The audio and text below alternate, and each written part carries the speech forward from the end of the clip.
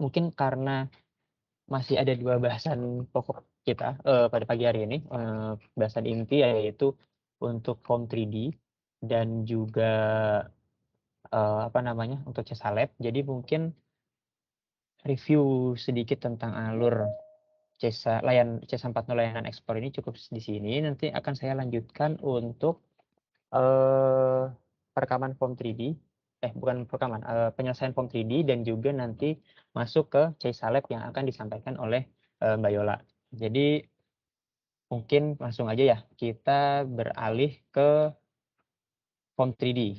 Jadi, Form 3D itu dilakukan perekaman oleh pengguna jasa melalui portal C140 juga. Nah, itu kaitannya untuk komoditi ekspor yang CPO, curah, biasanya seperti itu. Jadi untuk komoditi CPO curah, itu dilakukan perekaman Form 3D dengan mengajukan, eee, pemeriksaan fisik pendahuluan dan juga izin pemuatan. Nah, kalau misalnya tidak dilakukan, salah satu dari itu, kemungkinan besar, itu akan di-reject karena, terkait barang curah, seperti itu. Nah, nanti setelah pengguna jasa melakukan perekaman di portal CESA 40 untuk Form 3D-nya, dokumen Form 3D itu akan masuk ke rol kepala kantor perizinan KPU atau KPPBC. Jadi mungkin nanti saya akan perlihatkan terlebih dahulu ya. Jadi di sini,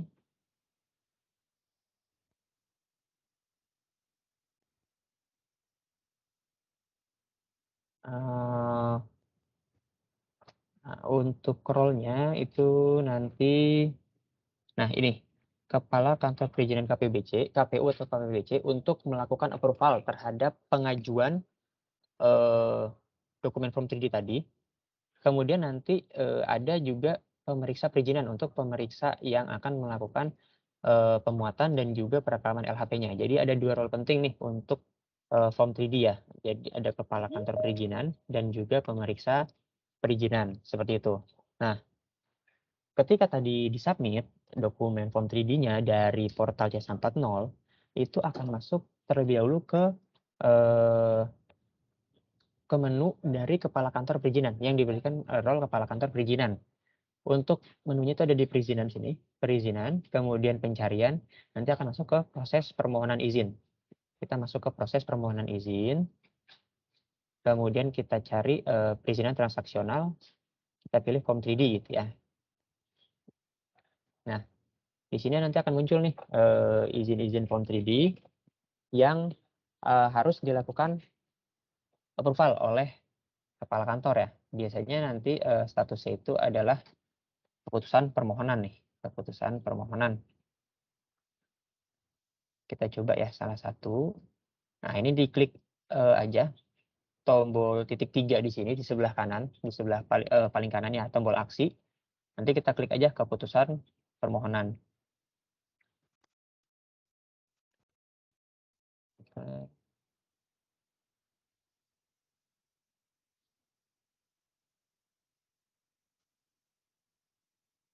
nah, baik, ini kita sudah masuk ke form persetujuan izin dari Form 3D.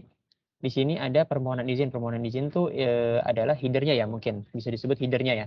Jadi header yang disampaikan oleh, pengguna jasa ketika mereka membuat pengajuan Form 3D melalui portal C140. Jadi di sini ada identitas perusahaan, kemudian data kantor pengajuannya ke mana, tanggal perkiraan ekspor kapan, seperti itu ya. Nah, eee, sini ada juga, nah, dokumen pelengkapnya ini biasanya ini ada nih nanti bisa mereka isikan atau, lengkapi ya. Cuma kalau misalnya yang, apa namanya, tidak ada datanya itu berarti mungkin memang bisa dilakukan pengajuan tanpa harus menginputkan dokumen pelengkap itu sendiri. Nah, di sini kan ada permohonan layanan ekspor, yaitu pemuatan barang ekspor dalam bentuk curah, kemudian di sini juga ada pemeriksaan fisik sebelum PB atau PFP ya. Nah, di sini Jenis dokumennya apa? Packing list, kemudian ada invoice. Nah, di sini ada file, filenya itu untuk dokumen pelengkapnya ya, bentuknya soft copy gitu. Nah, ini bisa di-download. Kita klik download. Nah, ini untuk dokumennya yang di-upload oleh pengguna jasa. Nanti bisa di-download dan kita lihat dokumen seperti apa sih, seperti itu. Di sini melalui fitur download. Kemudian di sini ada juga lampiran tulis ketika masa ya, dengan nomor, ukuran, dan juga statusnya. Kemudian untuk barangnya ada di tab barang. Nah, di tab barang ini ada berapa barang nih? Ada 1, uraiannya sekian, uraiannya seperti ini, jumlahnya sekian, pos tarifnya sekian. Nah, untuk persetujuan izinnya itu ada di tab persetujuan izin sini. Nah, nanti persetujuan kepala kantornya memutus apa? Misalnya dalam hal ini kita saja setuju ya. Keterangannya setuju, seperti itu. Kita simpan. Kalau sudah yakin, pastikan data Anda sudah benar, seperti itu. Kemudian langsung aja kita klik yes. Nah, request berhasil. Kita oke, nanti dia akan langsung otomatis ter-refresh dan kembali ke halaman awal di daftar permohonan.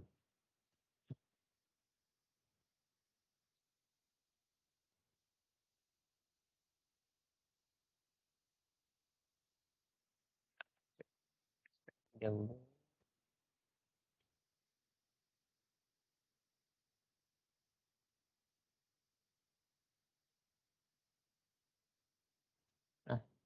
Nah, tadi kan yang statusnya keputusan permohonan itu kan 2 ya, ada 2.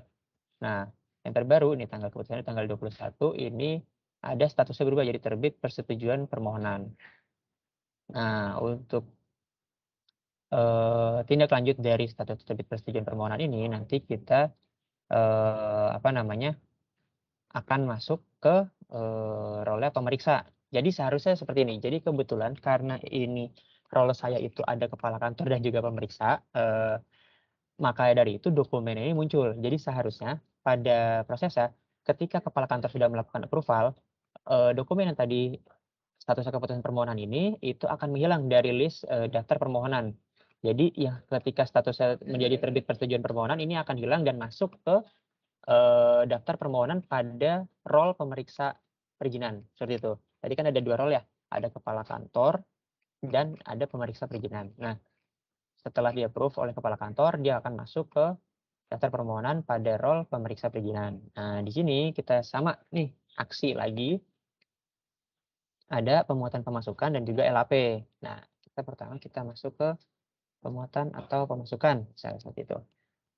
Seperti tadi ya, permohonan izin itu isinya header-nya. Jadi di setiap tahapan nanti tab untuk permohonan izin ini akan selalu ada. Jadi tidak akan pernah hilang gitu ya.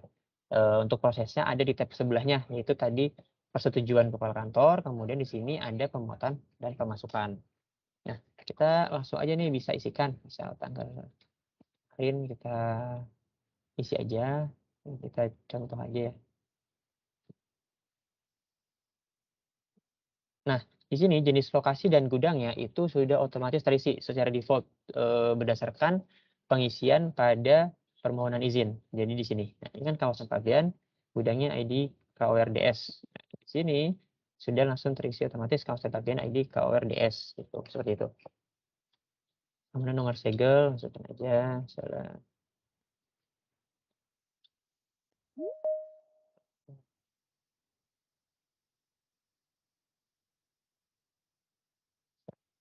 Nah, di sini ada kita harus melakukan perekaman pegawai yang melakukan pemuatan. Jadi di sini seperti ya. Ya.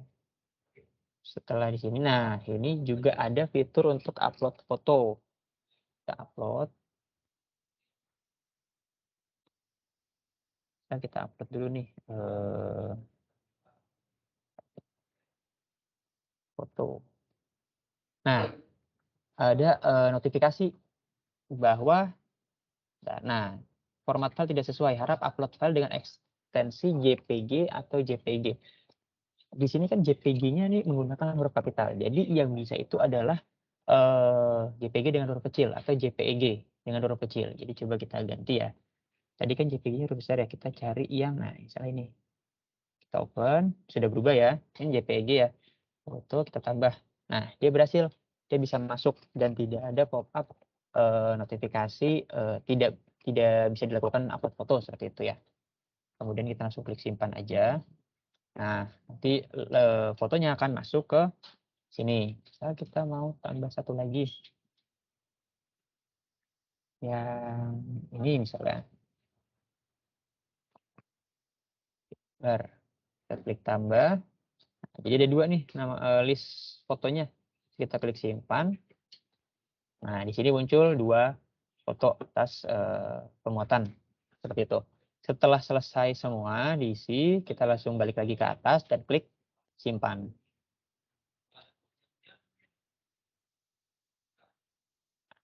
Setelah klik simpan, kita tunggu terlebih dahulu untuk prosesnya. Nah, memang agak lama ya. Jadi ketika tampilannya tadi agak diam dulu, itu ditunggu dulu aja karena nanti untuk prosesnya itu akan memakan waktu sedikit dan akan muncul tadi pop-up request berhasil gitu ya. Kemudian kita kembali lagi langsung ke halaman depan yang mana di daftar permohonan. Nah, tadi itu kan pertama statusnya keputusan permohonan, kemudian dilakukan approval oleh kepala kantor, berubah menjadi telah disetujui permohonan. Setelah itu masuk ke pemeriksa, dilakukan pemuatan atau pemasukan. Nah, setelah dilakukan pemuatan atau pemasukan, statusnya berubah nih menjadi selesai pemasukan atau pemuatan seperti itu. Nah, setelah statusnya berubah seperti ini, bisa kita lakukan untuk perekaman LHP-nya. Jadi perekaman LHP-nya ini atas pemeriksaan Form 3D itu ada di menu perizinan ya, perizinan, pencarian, terus kemudian proses permohonan izin seperti itu. Nah, ini kita klik di sini. Nah, sama ya seperti tadi permohonan izin. Ini untuk header-nya, kemudian perekaman LHP. Nah, di perekaman LHP ini ada tombol untuk mengajukan uji lab. Jadi apabila pemeriksa sekiranya mungkin ragu atau untuk meyakinkan bahwa data barang tersebut sesuai dengan apa yang dicantumkan di dokumen ya oleh pengguna jasa, itu bisa mengajukan uji lab. Jadi tinggal klik aja di sini. Masuk nggak? Pop-up masuk nggak? Pop-up-nya masuk nggak? Nggak masuk. Oh, nggak masuk ya? Nggak masuk ya, Mbak? Ya, belum Sebentar, masuk. sebentar. Nggak masuk kok. Bentar. Oh, ini. Udah. Bentar. Window. Udah. Gimana? Kalau sekarang udah muncul belum, Mbak? Yap, sudah. Silahkan. Nah, ya. Jadi tadi ya kita klik muncul kita klik uji lab di sini. Nah, dia akan muncul pop-up seperti ini. Nah, di sini nanti kita akan melakukan perekaman permohonan untuk uji lab yang ada di sini. Jadi nanti kita langsung scroll ke bawah aja, kemudian kita klik rekam permohonan. Nah, apa namanya untuk suratnya mungkin kita isi aja dulu ya.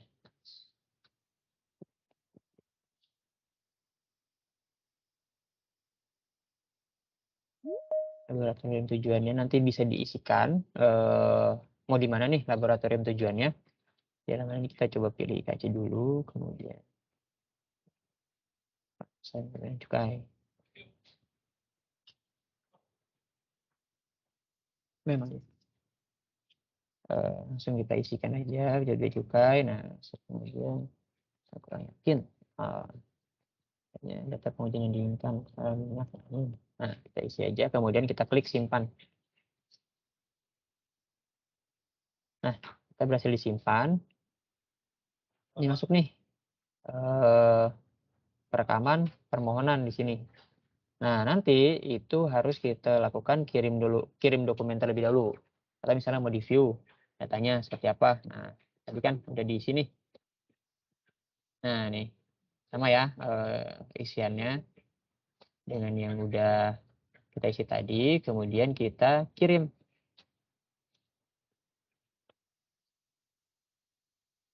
Katakanlah isi aja apa. Tes misalnya kita simpan. kemudian kita kirim. Nah, data berhasil dikirim.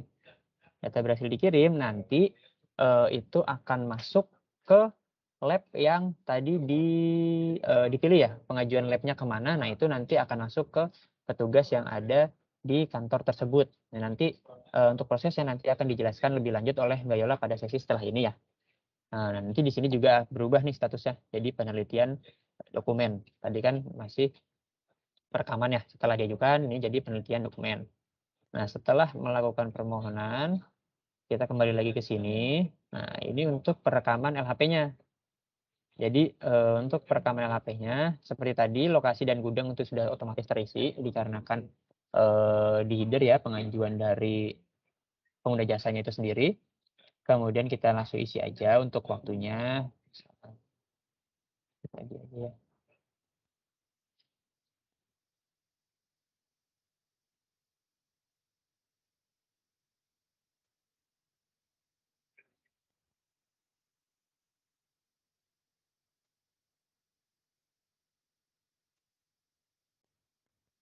Sesuai, bisa.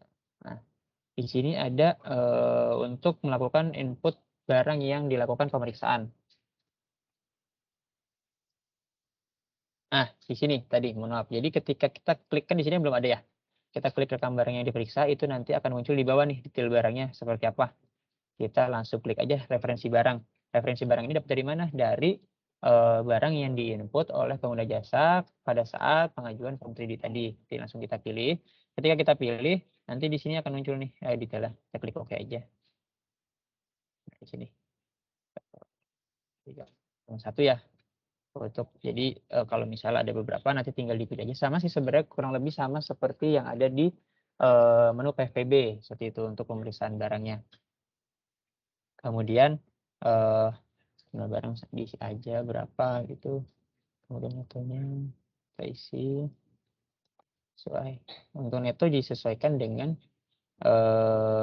referensi ya, karena misal setahu saya kalau misalnya dia mungkin nanti ada koreksi dari teman-teman, kalau saya salah, terkait netonya ini harus sesuai dengan, apa namanya, yang diajukan ini. Jadi kalau misalnya tidak sesuai nanti mungkin akan, terkena reject seperti itu. Nah, di sini sama ada upload foto juga, kita coba upload, ya. Kita klik, simpan lagi, dan muncul. Setelah, karena kan ini kan detail barangnya cuma satu ya, jadi langsung kita klik aja simpan detail barang. Nah, dia jadi tadi yang tadinya kosong, untuk hasil pemeriksaan tiap barang, sekarang muncul satu jenis barang nih, cari barang, yang mana sudah kita periksa tadi. Kemudian setelah kita melakukan perekaman, pemeriksaan barang, kita bisa langsung klik simpan LHP-nya. Seperti tadi ya, untuk prosesnya mungkin ditunggu dulu sebentar. Nah, nanti akan muncul pop-up request berhasil. Setelah kita klik OK, dia akan otomatis refresh dan masuk lagi ke halaman daftar permohonan.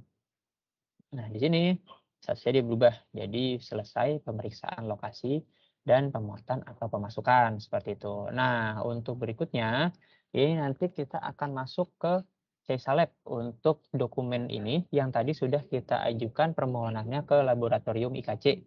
Dan untuk penjelasannya nanti bisa dibantu oleh Mbak Yola. Mungkin Mbak Yola udah siap ya? Siap, Mas.